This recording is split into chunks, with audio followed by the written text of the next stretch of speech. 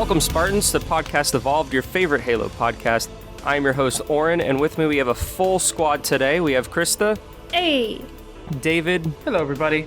And Aaron. Hi, guys. This week is another lore week, and we're continuing our mini-series, The Road to Infinite. This week we'll be talking about the Covenant Remnants. This is the factions that kind of splintered away from the Covenant after the downfall in 2553.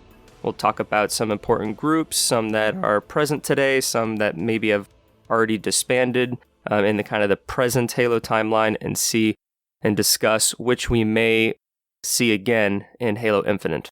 But before we get started, be sure to check out our website if you haven't, halopodcastevolved.com.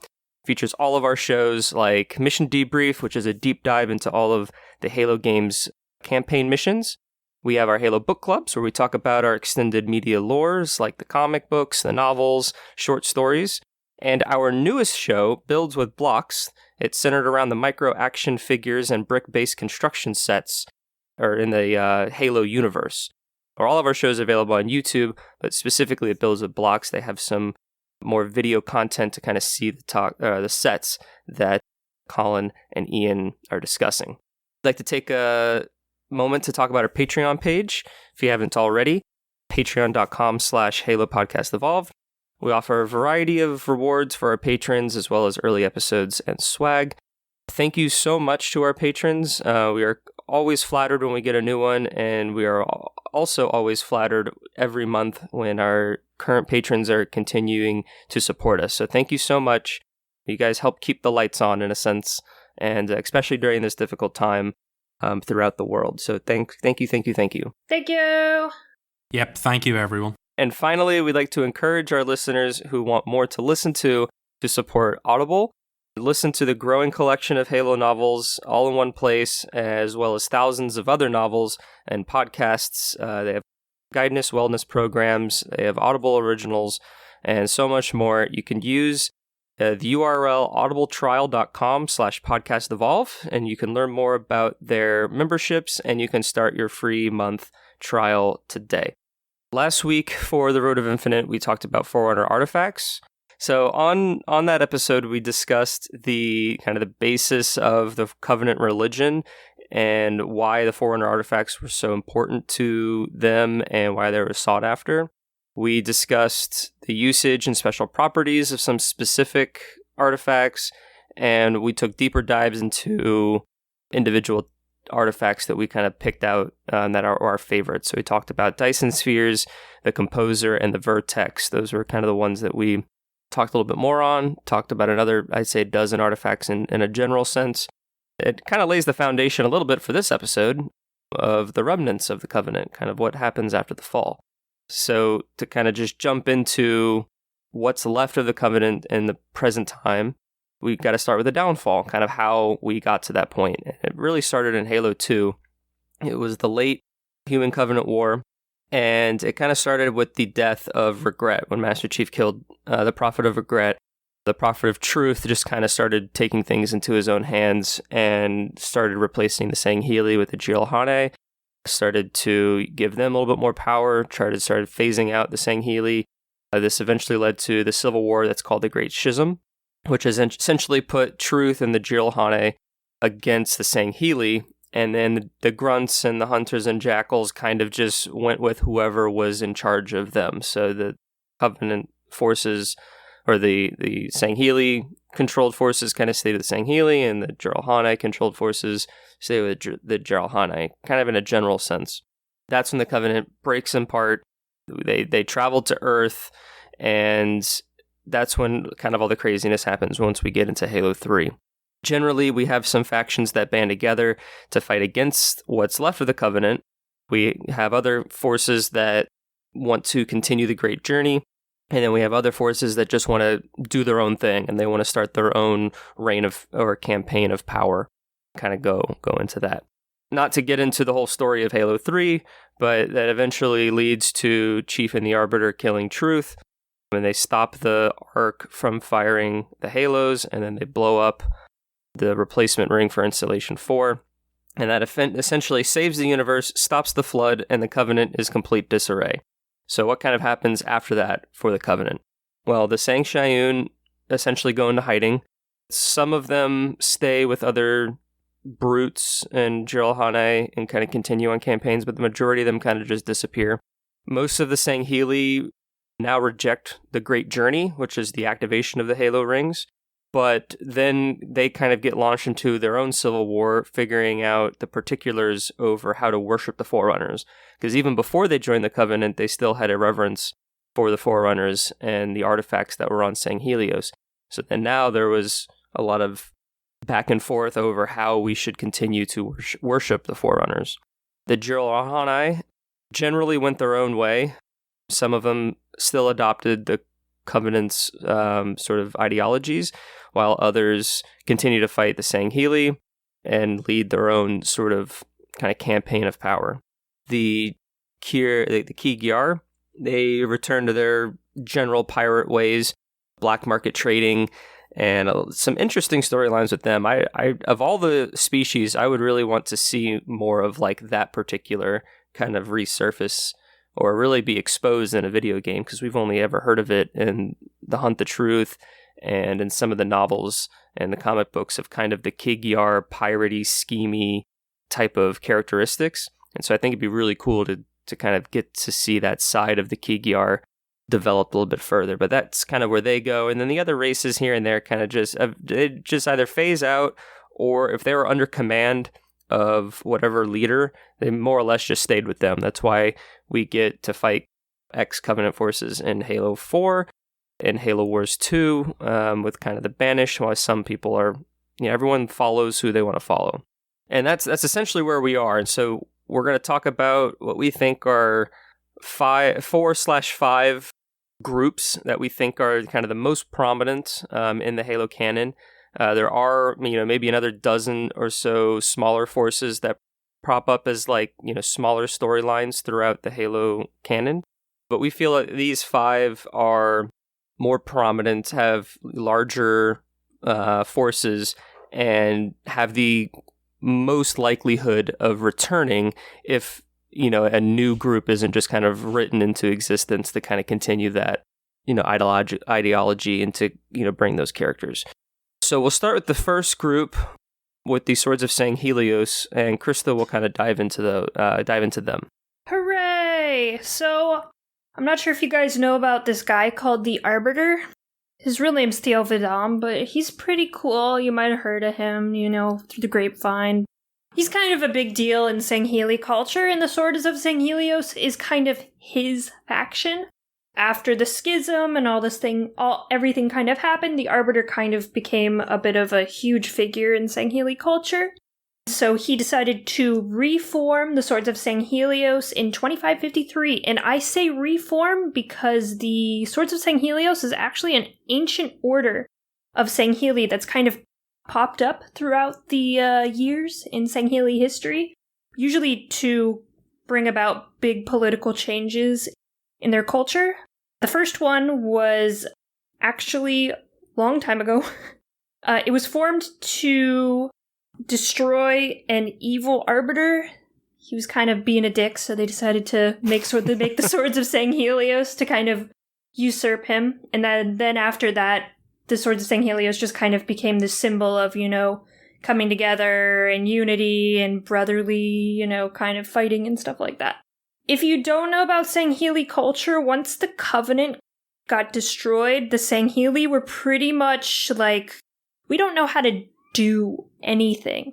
The Covenant pretty much made the Sangheli only as warriors, which meant that they didn't know how to make their own food. They didn't know how to, create their own technology. Basically, the Swords of Sanghelios is one of their main tenets is to reform their society and reteach everyone how to do things without the help of the Covenant. And of course, since Arbiter's a pretty cool guy, he decided to ally himself with the humans, which not everyone liked. I mean, the humans are kind of controversial. We did kill a lot of them. We weren't really friends. Of course, the Swords of Sanghelios wanted to build mutual peace with humanity to make have humanity help them out just a little bit, not too much. The Sangheli are always prideful. Even so, a civil war did break out between the Servants of Abiding Truth, which opposed Swords of Sanghelios. Just a bunch of warring keeps kind of came together and, were fighting and stuff like that. And that's all covered in the Kilo 5 trilogy, more specifically the Thursday War. Despite the Civil War, Theo was actually able to sway a majority of the Sangheli colonies and keeps to his cause. By 2558, most of the Sangheli were kind of united, and after Jewel's death, his remaining followers went straight to Sanghelios and decided to attack Sanghelios for whatever reason. And we see this in Halo 5, where all of the Covenant remains, or Jewel's Covenant remains, end up in Sunayon, and of course, us as, Locke and the crew were able to help Arbiter, get everyone off of Sunayon, and so that Covenant's gone. Swords of Sanghelios becomes kind of one of the major factions of the Sangheli. Kind of today, post-Halo 5, the Swords of Sanghelios have established a safe haven for the UNSC, post-Cortana Guardian stuff. Now that with the rise of the Created, a bunch of the UNSC are kind of marooned on Sanghelios with the Arbiter, probably chatting it up, doing whatever quarantine stuff they need to do, technology quarantine. So some of the notable members of the Swords of Sanghelios are some of the most fun Sangheli that we've seen, and one Ungoi. So of course there's a lot more people than this in the Swords of Sanghelios, but here are just a couple of the more notable ones. Kasha Hillat, which you might have seen in A Legacy of Onyx. She was pretty cool. She's currently on Trevelyan and that kind of new society, hanging out there. Was she the teacher? Teacher, yeah. She was like the principal. Yeah, the principal, yeah. She was the principal of this mixed species school, which was really cool. We have Ratas Vadum, our shipmaster. He's hanging out with the Arbiter. They're buddy pals. We have Stolt, which is the Ungoi from Shadow of Intent. Uber Ungoi. He's the most Uber of the Ungoi. He is like a huge Ungoi ranger. And then we have Yuze Taham, who was in Hunters in the Dark and was also player 4 in Halo 3. We have a couple cool guys in the Swords of Sanghelios. And I think because the Arbiter is just he's up there with Master Chief when it comes to importance in the Halo universe, there's no way we're not going to see some kinds of Swords of Sanghelios presence. Or at least a mention in Halo Infinite. They're so important to the universe right now, and the politics that are kind of going on between the races, and of course, this huge, crazy thing that's happening with Cortana. I mean, we did leave off with the Arbiter in Halo 5. We're not sure exactly what happened with Master Chief and Arbiter right after that. A little bit, but not too much. So I think the Swords of Sanghelios and, of course, the Arbiter is going to be very important in Infinite. What do you guys think? Any speculations? I think it'll be definitely touched on to kind of help fill in the gaps between 5 and Infinite. I can see the Swords having some form of resistance present on Installation 7, kind of fighting alongside, or at least, doing their own operations. So, think about kind of how in Halo 3, when there's a kind of the sharing of the Covenant and you had those missions where you didn't necessarily fight, you fought directly right side elites, but you also splintered off and did your own thing. And then, you kind of came back together with other elites. I can see kind of that mission in Halo 3 kind of being kicked back to, very similar to how Halo 5 was as well, when you were on Sanghelios fighting with the Swords. I can see that kind of direct impact, but I could also, see Roland or other members from Infinity talking about, the Swords are doing this, and this, we're doing that, and that, to kind of, get the general idea of how this new front of the war is kind of continuing. So yeah, I'd be surprised if there were no mention whatsoever, but it definitely can range from being very involved to just kind of fleshing out the fronts of this new war. And especially since the Swords and the UNSC kind of have a little agreement that the Swords are kind of present at the Forerunner installations as well as the UNSC. So when they find a Halo, the Swords know about it. The swords are on Trevelyan. I would imagine that the swords would have some kind of presence on Installation 07, and I think it's just kind of part of the peace treaty between humanity and the swords that they kind of, I don't want to say share, but yeah, they kind of share the Forerunner sites and stuff like that. I would assume that the swords would have some kind of presence on a halo, if nothing else, in order to guard it or something like that. They're kind of still wary. Humanity and the Sanghelios are still wary of each other, so they like to keep an eye on each other, especially with a, weapon of mass destruction. Yeah. Any other thoughts, boys? They're pretty cool. I really like them. They're absolutely going to be in Infinite Light. They're going to be huge. I like Arbiter's shiny new armor. All the gold. It's so nice. Yeah, it's cool. I would like to see them in Infinite. I would like to see, I think I've said it before, but mixed human elite fire teams going forward. That's definitely got to be happening. I know they have a thing in the lore that was supposed to be, what did they call it? They have like a program in the lore for humans and select elites training together. They do, and there's like a secret bloody space station where they're all training together. Was that something to do with when they did that free-to-play Halo game that Halo was the Online lore for it? It was, yeah, it was. It's called Anchor Base or something. I the word anchor is in there for some reason. Yeah, that's definitely happening. I would like that. I like the idea of elites and humans playing together. Maybe even others. They would be the road in to do that sort of stuff, so I would like that. Alright, that's about the Swords of Sanghelios. So, Aaron, do you want to talk about the Servants of Abiding Truth? I have two groups to talk about, and Krista's ruined both of my surprise endings already. Sorry. Well, I have my script right there. You know what I was going to say. But you knew who I was picking next. Maybe I should have gone last. Right, well, we've got first up is the Servants of the Abiding Truth, as Krista mentioned earlier. They are a very long time group of elites. They're a religious sect. They're kind of like monks. So they didn't start that way. Monks that slaughter people. They're very angry monks. They have become military monks, but that's the Covenant's fault. We'll get into that as we go here. When they started off, they were basically various elites during the time of the creation of the Covenant that were hiding Forerunner artifacts from the Sanghelios. So they all banded together and decided we'll create a little organisation here. They formed, and over the years they've moved about into various forms, but their goal was still the same. They worship the Forerunners and they don't think we should be interfering with their technology. But when the Human Covenant War came along, the servants did their part and they joined up. So there was a certain Field Master, Avumed Telkam. At the time we're introduced to the servants, he is their leader. He served in the Covenant. He was trained, I believe specifically, as well as combat, he was also trained as sort of human espionage, so he knows the human language really well, because a couple of times in Kilo 5 people say something smart and he knows what they mean, which catches them off guard occasionally. He was the leader for quite some time. He came to a sticky end, but when we meet him, they're set up on a, I suppose monastery's kind of the right word, in a Forerunner building in a city, and they're hoarding weapons and they're getting ready, and then they kick off they don't kick off the bloodletting years against the Arbiter.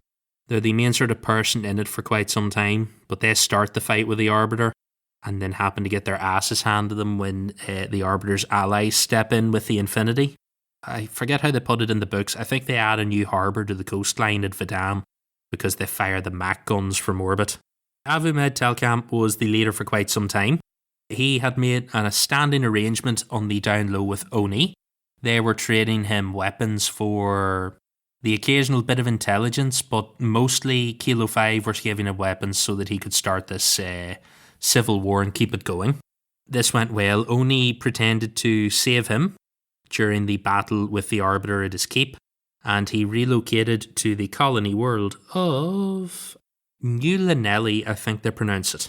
It's a former glassed world, so he resets his base there after he was attacked, or after he loses his big fight, and then a couple of years later, in a certain comic book called Knight Takes Bishop, the UNSC send a Spartan 3, specifically Spartan G059, to go and assassinate him.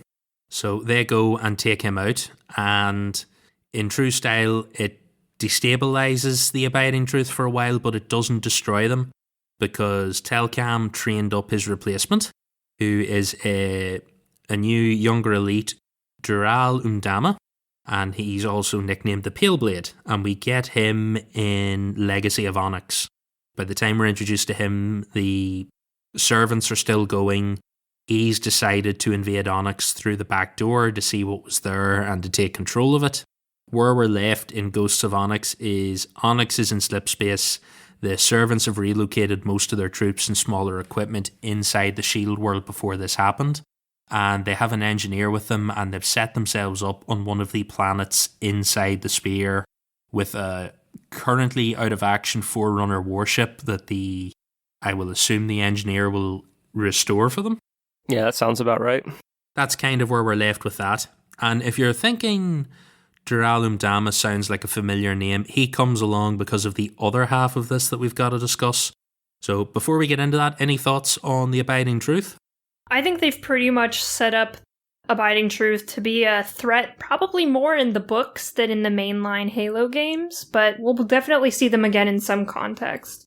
Yeah, I'm interested to see how they kind of repurpose this Forerunner warship and kind of regroup, because the attack that they led on the military base on Trevelyan was a little devastating. They lost a good amount of supplies and crew and stuff like that. So it'd be interesting to see how they kind of regroup, to see if maybe they get some Promethean help, because there's also a Guardian that's presumably been deactivated in Trevelyan. And so whatever the continuation of this story is, whether it's another novel or another piece of medium, it'll be interesting to see how it parallels kind of the ongoing created war and parallels what happens in Infinite. But yeah, I feel like they wouldn't necessarily pop up in the game, but definitely set up to be a big threat in future novels. Well, there's also like the slight redemption arc of the Pale Blade at the end of Legacy of Onyx, which was quite interesting, because there's a bit of back and forth between like two brothers. One side's the humans, one is, spoilers, the Pale Blade, and they have a cool moment at the end of that book. And while that character is set up as pretty much being like, pardon the pun, but like a pale imitation of what came before, he did have a kind of cool ending and isn't necessarily, I don't think he's dead, is he? He's not dead. No, he's still alive. Yeah, he went off with the creature into the thing. He survived. Yeah, he had like a cool comeback. I could see them ending up being an ally, because nothing's better than two brothers on opposite sides coming together and burying the hatchet or the energy That's blade. That's a cool story, I think, that could be fleshed out a bit more. And I like that. I liked that thread, and it made them more interesting, because there's only so many Covenant remnants of like that thing that you want to see again. Oh look, here's a smaller, shittier version of the Covenant. Yay. Yeah, that's basically what we've ended up with, is Russian dolls of Covenant. Yeah. That's a good description, actually. And they get a bit smaller every time. So leading on from that, we will go to the other part, because these two factions are kind of intertwined a lot. We had Julim Dama's Covenant. So he has interactions with the servants. When we get the Kilo 5 books, Mdama he's a Kaidon in a keep. He's a former member of the Covenant. He's disillusioned with the Arbiter siding with humanity, but at the time, all these Kaidons are just kind of like grumbling quietly, because no one can really do anything. The Covenant's fallen apart. People are starting to hoard their resources. They're piling up ghosts and wraiths and banshees and all sorts of things in their farms. And then the Arbiter comes to town, has a big meeting. Mdama decides, no, fuck this, we have to act and do something. And then he gets the attention of the servants. One of them invites him to their cool clubhouse. So he goes there and he suddenly realizes, like, these guys are all devoutly religious, and Jul is not, like, not even slightly. He's the elite version of an atheist. He definitely just, the Forerunners were aliens. They were very powerful aliens, but they're not the gods that the Covenant told us they were. He decides then that there's something to be done with this, so he starts helping out with the servants, but he can't figure out where their weapons are coming from, so he follows Telcam to his supplier. He then finds out that Telcam is getting weapons from humans, and before he can slip away to tell anyone, a certain Spartan called Naomi appears, beats the shit out of him, and takes him hostage. And then poor old Jewel gets shipped off to the newly human-acquired Onyx. This is quite some time ago, and he gets sent there for study as Oni's new pet elite. Everyone on Sanghelios, I think they all assume he's dead, because he vanishes without anything else. They know that he was going off to follow Telcam. Telcam does inquire about him, and Kilo 5 go like, oh, we haven't seen him, but we'll let you know if we do. So I think they just write him off as being dead, which leads to eventually his keep destabilising, and one son runs off and will eventually come to live in Onyx with the swords of Sanghelios, and the other son becomes the Pale Blade, because Telcam feels guilty for this keep leader disappearing, so he takes his son on as his apprentice. But meanwhile, Jewel is on Onyx. He's kept prisoner for quite some time. Oni, I think they develop a biological weapon and test it on him. They genetically modify Sangheli like corn, and it becomes indigestible, so they feed it to him, and then he vomits his guts up and he's terribly sick. And they feed it to like Sangheli livestock, and it's toxic to them and kills them as well. So Oni now have this in their back pocket. They decide not to deploy it yet, but it's there.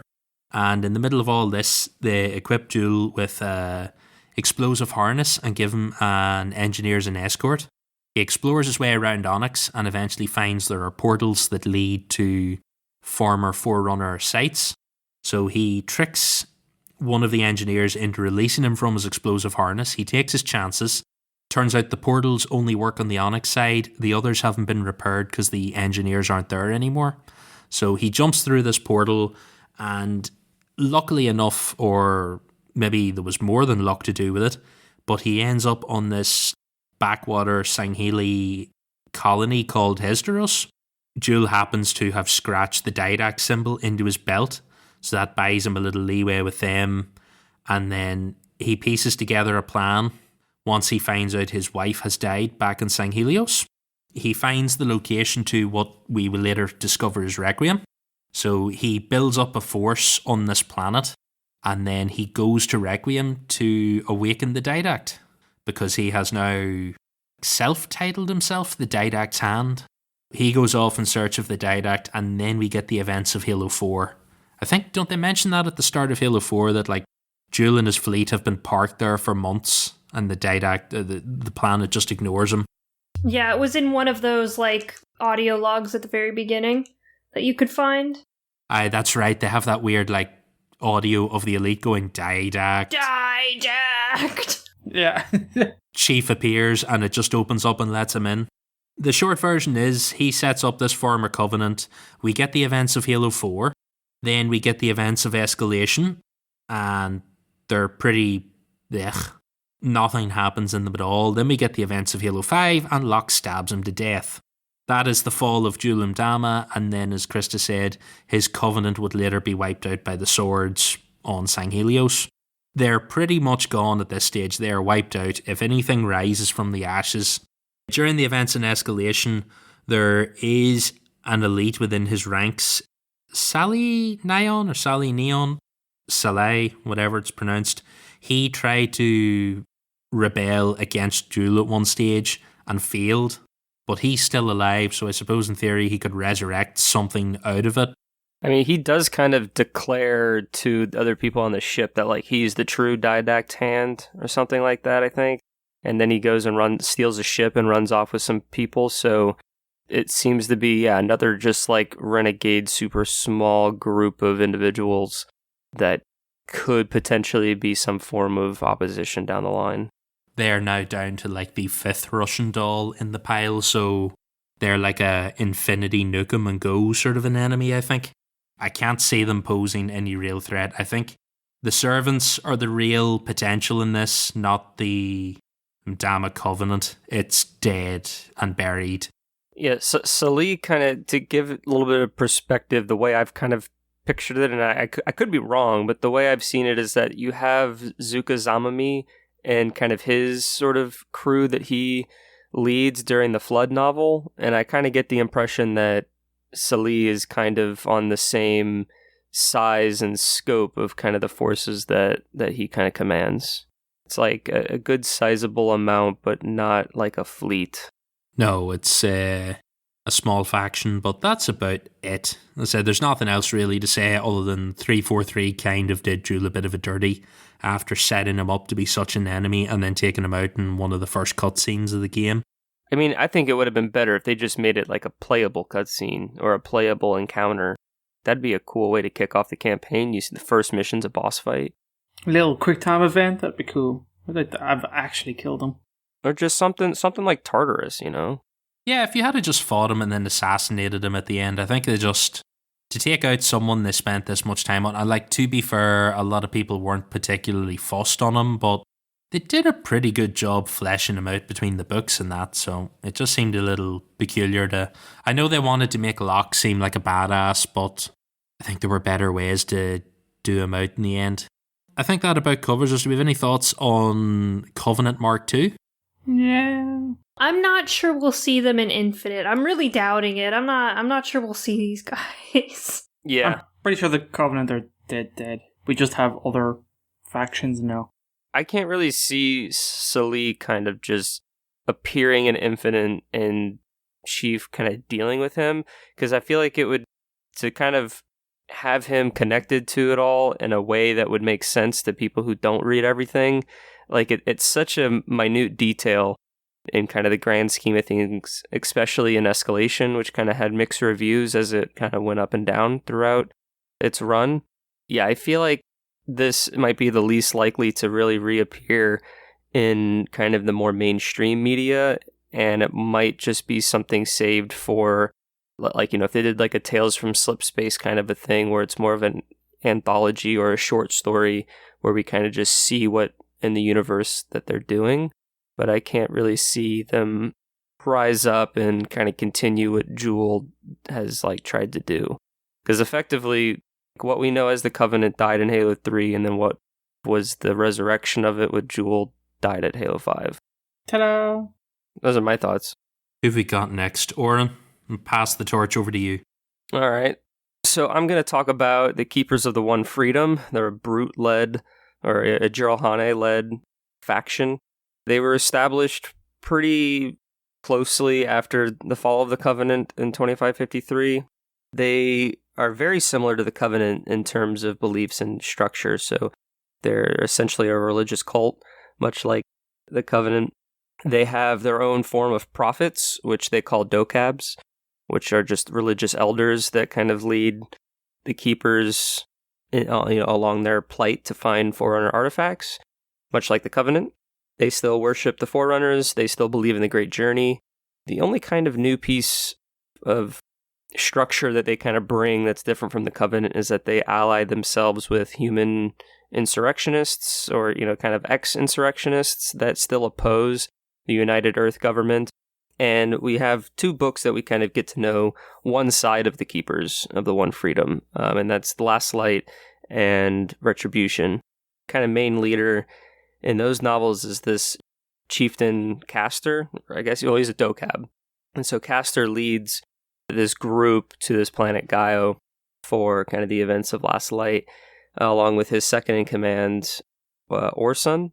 And so they just represent a faction within the Keepers of the One Freedom along their, you know, activities. And so they partner with the kind of government of Gao to get this ancilla that's been buried underneath, because the UNSC and ONI have kind of dropped in and they want to take it, but the kind of government of Gao doesn't, you know, they don't like the United Nations or the United Earth government, so they kind of have this alliance to kind of get rid of them and kind of frame it as like, oh no, the brutes are attacking, sort of a deal. And so that kind of is the majority of the conflict in that book. And it does kind of continue in the sequel, Retribution, where a kind of a called a shadow company called Dark Moon Enterprises actually kind of frames the Keepers for some wrongdoings. So that gets them back into the picture. We get the return of Castor and his Keepers, but then they ultimately kind of get defeated, but Castor still survives. He kind of gets let go. I'm trying to be a little vague just because a lot of Retribution doesn't really focus on the Keepers. It's kind of a little bit more espionage in it. This is kind of just one side of them, but their main goals and everything is just like the Covenant. They still look for foreign artifacts and ancillas, and they partner with who they can to survive, and they're still brutes and all that kind of stuff. They're definitely larger than what we get from these two novels. Castor, of course, is left alive on Meridian, and he kind of just literally walks off into the sunset, and then the book kind of just continues with the human characters. And then there's still Keepers of the One Freedom that are present on the colony of Venezia, and they're still searching for foreigner artifacts. So I think it's very easy for them to kind of mobilize elsewhere in the universe and kind of continue on what they're doing. But yeah, we get a little bit of their sort of beliefs and their actions and kind of those two pieces. And it's kind of all we have, really. It's kind of minimal. But they classify as a force that could come back, that could still partner with individuals and humans that don't like the UNSC or the UEG. And we can kind of see more of that in future things. So, I mean, personally, I don't know if we really get them in Infinite. I think it is a little bit more likely than some of the other factions that we're talking about, because they could just simply say, oh, so-and-so, the Keepers of the One Freedom are here looking for artifacts, and so are we, and kind of get into conflicts that way, and then that way we can fight brutes in Halo Infinite. What about you guys, Aaron? I like the idea of, when you mentioned Castor off roaming across Meridian, what came into my head was a remake of the old Hulk series, and it'll just be Castor walking along glassed roads to meet different humans and help them every week. That just came into my head. But on a serious note, it's probably not too hard to bring in another Keeper faction, because I know at the time of those novels, Castor's faction is the biggest, but it's not the only faction, so they do hint at it. So it's probably easy enough, even if you don't bring him back, to bring another faction, just throw them into the mix. The same way we can with the last group we were going to mention. Like, if you need some elite or some brutes to fight, you just pick one of these and whip up a faction and off you go. And the story that we get with the Keepers of the One Freedom in these two novels, both of them take place between Halo 4 and Halo 5. So the implication is that it might even take place before Halo 4, Last Light, now that I think about it. I'm not sure on the dates on that, but it definitely takes place before Halo 5. So their numbers could have increased, and they could have, like I said, kind of mobilized elsewhere and gained other allies in other parts of the galaxy. Yeah. So yeah, I think it's very easy for them to kind of pick a new docab as a new leader of another minor faction like Castor and Orson did. I think they're very on par threat level wise with the Servants. The Servants and the Keepers, I think, sort of possess a similar level of threat to people. Yeah. Anything else about them, or should we move on to our final faction? I don't think the Keepers will show up in Halo Infinite. I think they're interesting, but I don't think they're interesting enough to be in one of the games. Do you think they need to do any... I don't think they would need to do much to kind of introduce them into the games for those who have not read the books. I just feel like, if we're fighting Jiralhanite, whoever our companion is, since it wouldn't be Cortana, would kind of say, oh, these are the Keepers of the One Freedom who still believe in the Great Journey and all this kind of stuff, and then they're just there for whatever reason. I think the enemy has been kind of other than like the Didact, but the whole Covenant enemy has been kind of lackluster these couple of games, and I think they need to find the faction that's going to make the biggest impression, and I don't think it's the Keepers. If we're going to get a broody faction, it's going to be the Banished. It doesn't have to be Atriox leading them, but I think they've put so much effort into the Banished in terms of their visuals and everything else that they are the faction to roll out in Infinite. It's a few years later. We could find out that something happened after Halo Wars 2 and they left the Ark, or we just get another Banished commander that's doing Atriox's bidding, because the Banished still have They took a massive force to the Ark, but I don't get the feeling that was their entire force. Right. There must be other Banished out there, so I would put more money on them. Well, do we want to talk about the Banished? Yeah, so let's talk about the Banished in that regard. We'll learn a little bit about them and kind of go back to that conversation about how we feel they may return in Infinite. Yeah, well, I think just last point on the Keepers, it's a good introduction. They're super new, so I don't think by any means that they're gone. Yeah, I don't think they're a Halo Infinite, like you guys said. There's only room for so many, and to be honest, the Banished are the ultimate. They're so goddamn cool. Moving into the Banished, they're a brand new faction that were created for Halo Wars 2. They, out of all of these factions, I think are the most striking and different. They have a totally unique aesthetic, which is really cool because it really sets them apart from everything else. They are a very militaristic organization and faction. They're not religious based. They're led by the ultimate badass, which is a character called Aatrox, which they created. And despite some dodgy advertisements where he was like a car salesman or some shit, he is actually really cool. He is, out of all that we've mentioned, like he's one of the most interesting leaders of a faction that they've created since the Didact, I think. When it comes to the Covenant, we had Mdama, who was being set up as being really great. Then that's pretty much it. I mean, all the others have been kind of a little bit lackluster. There wasn't really a leader of the Covenant in Halo 5 that you were fighting, that you felt that you were fighting against. So you pretty much have what we have now, which was Aatrox, which is leader of the Banished, and he's awesome. His origin story is actually pretty damn cool as well. He's one of the first characters that like they've really fleshed out where this character came from.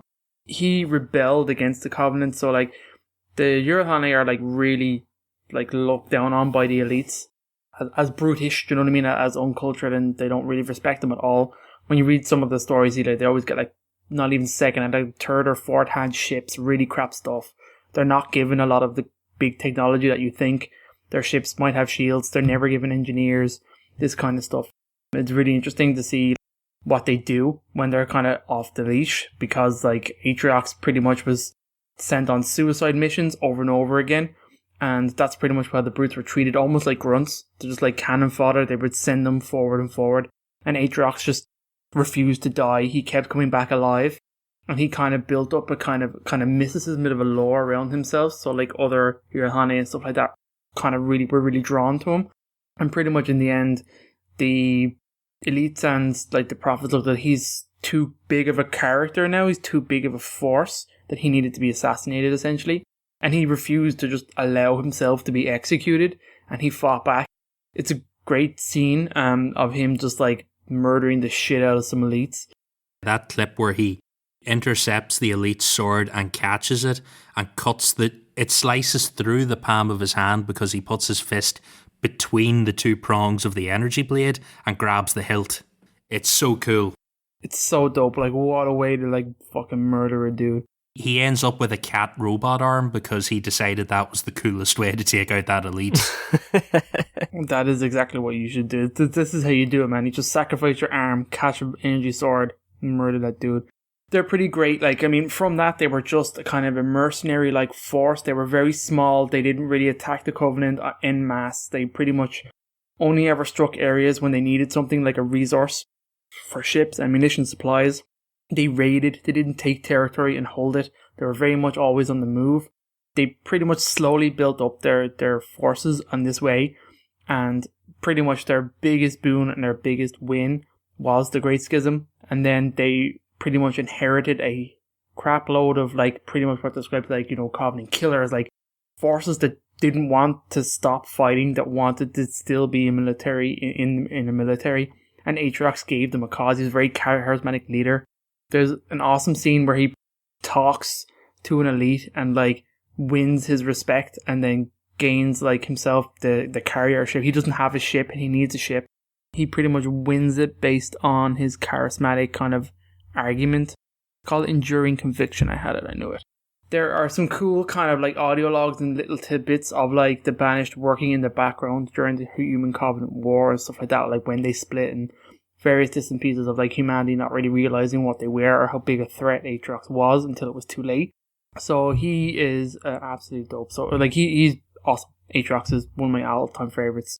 He has a comic series called The Rise of Aatrox, which unfortunately came out after Halo Wars 2, and it really shouldn't have. I'm convinced something went wrong there, because that series, pretty much the first two issues are pretty much the intro of Halo Wars 2, so they're kind of wasted. And then in the end, then like it does a good job of building him, but like you've already, by this stage, you've probably already finished Halo Wars 2. You don't need Aatrox build up. It's a great 5-part issue series that is quite good for like his backstory and the backstory of the Banished. He has some leaders, so I'm glad that Halo Wars 2 worked the way it did, that it didn't give you Aatrox as the enemy to fight on screen. You essentially fought his right-hand man, which was Decimus.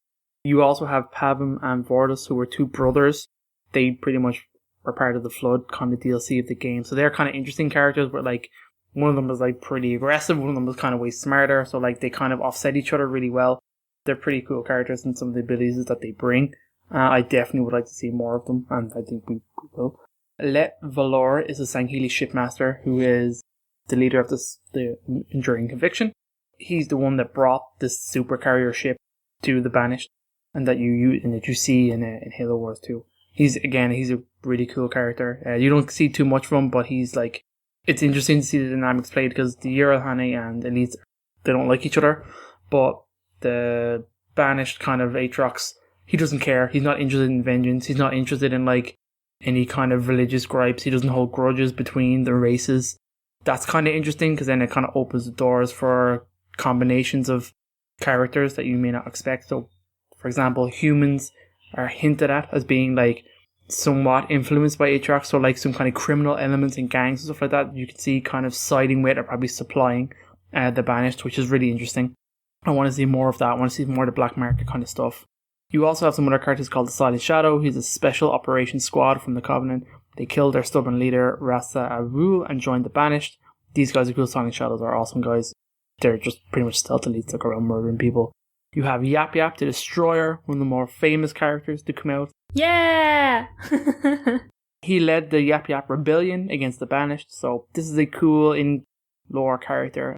Probably the second best grunt next to Stalt, but Yap Yap is pretty cool. Yap Yap has a dope-ass Twitter, too. He does. And every now and again takes over stuff. He's pretty damn cool. There's also a character that came out in the DLC, it's a character called Colony, and he is a Legolo character, which is very interesting. So he is the commander of all the Legolo forces in the Banished, and you kind of fight him in one of the DLCs. It's a cool idea. This is the first, let's say, named character of the hunter race that we have, and it's interesting to see them. And so they're like super aggressive and like really, really aggressive kind of hunters. Again, very interesting. I like the distribution of the races and how they come across, that they're being fleshed out like in this way. Where you kind of see them again is kind of the Halo Wars 2 and the DLCs that dropped with that. The Rise of Aatrox comics, which I mentioned, and there's small mentions of like the Banished being like peppered out through some of the more recent lore. So like Halo Envoy had like a great kind of back and forth where Hikabe, when they were like deciding about when they got the Sharkwide, were kind of like, oh, we should bring this to the Banished. They would love us. They'd accept us. Hikabe's like, hell no, I'm not sharing this with Aatrox. This is my glory. So I like that, in connecting those dots in the background. Yeah. Again, the most interesting thing to discuss really about the Banished, other than obviously their cool art style and their aesthetic, if they take something and make it their own, is the fact that we know a lot of their forces went to the Ark after the events of like Halo 3, Halo 4, I guess it's when they would have kind of split and went there. And they're pretty much all about like taking over the Ark, because obviously it's a trove of like information and technology. It's a cool idea that on this massive space structure, there's a war ongoing. Qatar is pretty much fighting the Banished right now. Halo Wars 2, up until some of the most recent content, was the furthest ahead in the Halo lore that we had, which was awesome because Halo Wars 1 was is the earliest example of like Halo lore that we had. So it's fascinating to see that jump. Again, when like Qatar gets to the Ark, he's introduced to like the Banished and like Aatrox in such a cool way through Isabel, who's like totally freaked the fuck out. She's an AI who's totally freaked out by Aatrox and what he's done. But it's just super cool because it sets it up of like the bulk of his forces are here. this is an important story arc, but obviously the Banished have now swelled and their ranks could be anywhere. I mean, they have to be getting supplied. Where are these supplies coming from? The Ark is the only place we know that they've taken and held in terms of ground, but they have to have other things. So that's pretty much where we are now. Without a shadow of a doubt, I hope we get some of the Banished in Halo Infinite.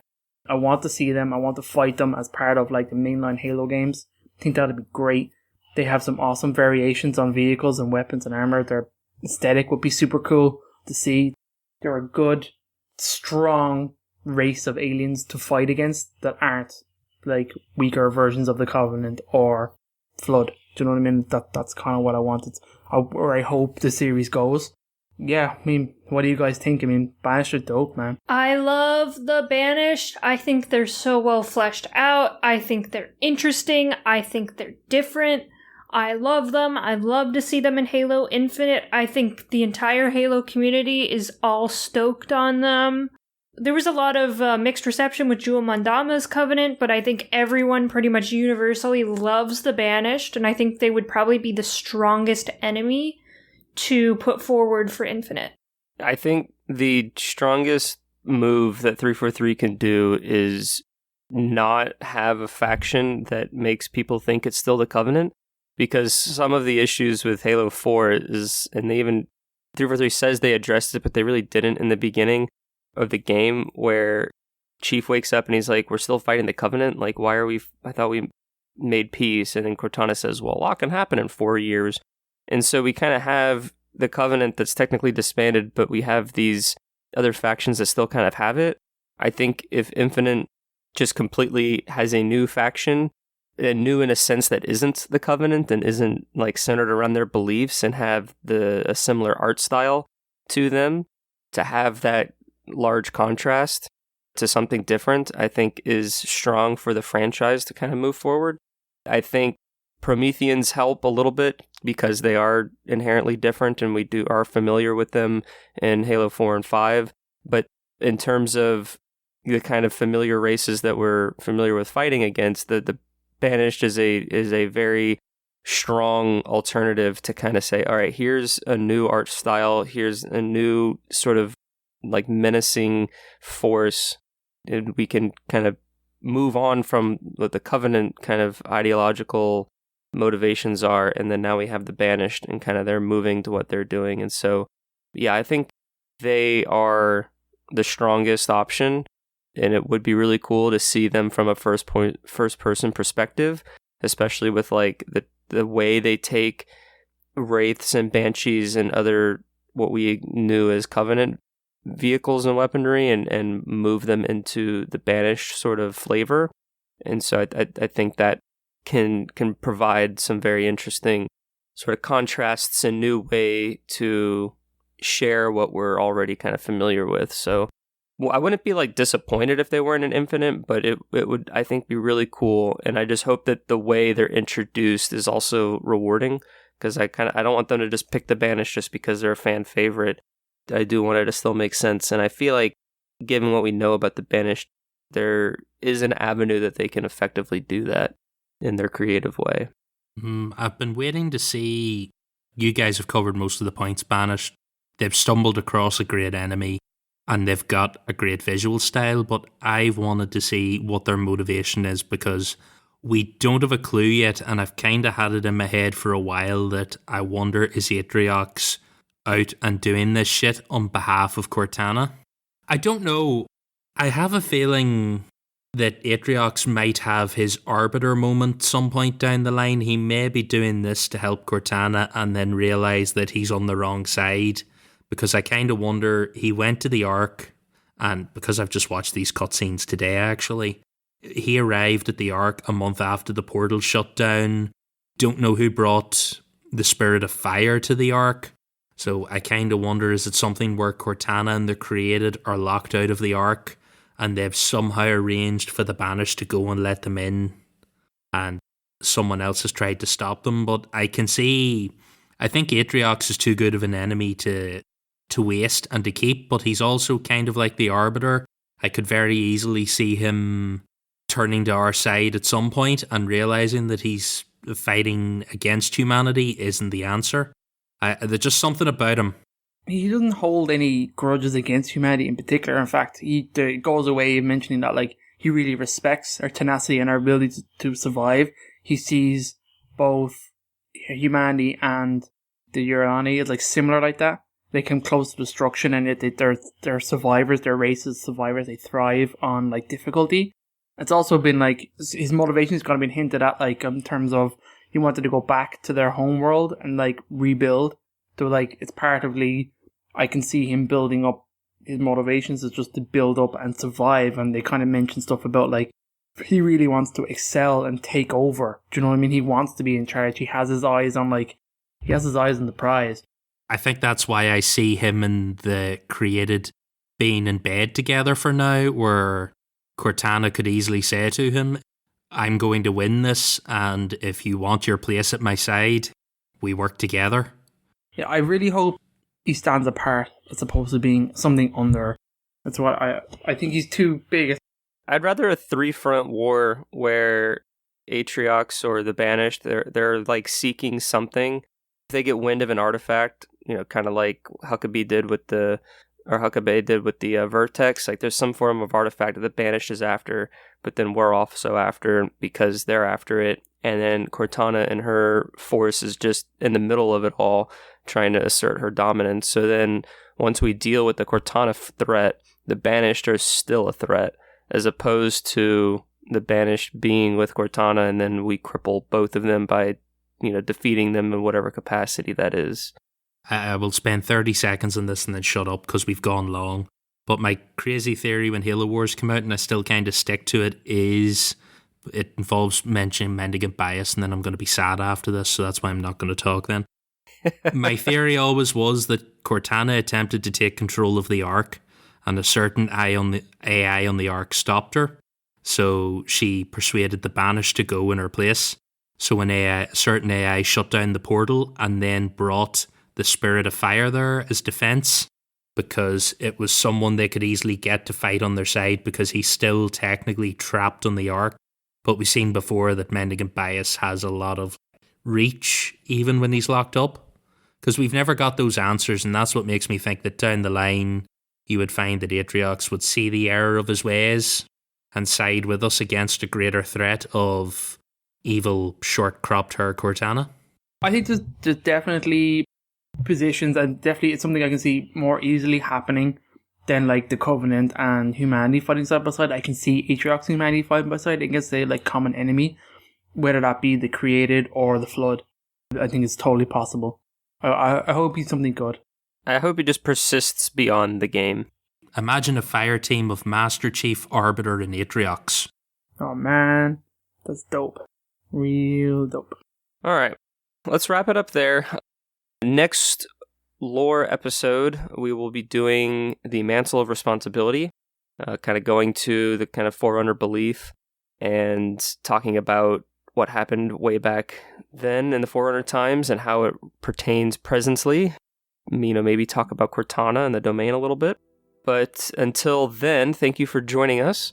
Our episodes can be found on our website at halopodcastevolve.com. It also features all of our links to our social media, like our Discord server, our Facebook group, Patreon, Xbox Live Club, and our gamer tags and other information. If you would like to leave us a voicemail about this episode or about a previous episode or about really anything Halo related, you can give us a call at 205-EVOLVE, which is 205-386-5833. We'll take a listen to your question or your comment, and on one of our monthly news and community episodes, we can maybe address that, maybe play it on the show of that nature. And with that, I've been your host, Oren, and until next time, everybody, evolved! Evolved!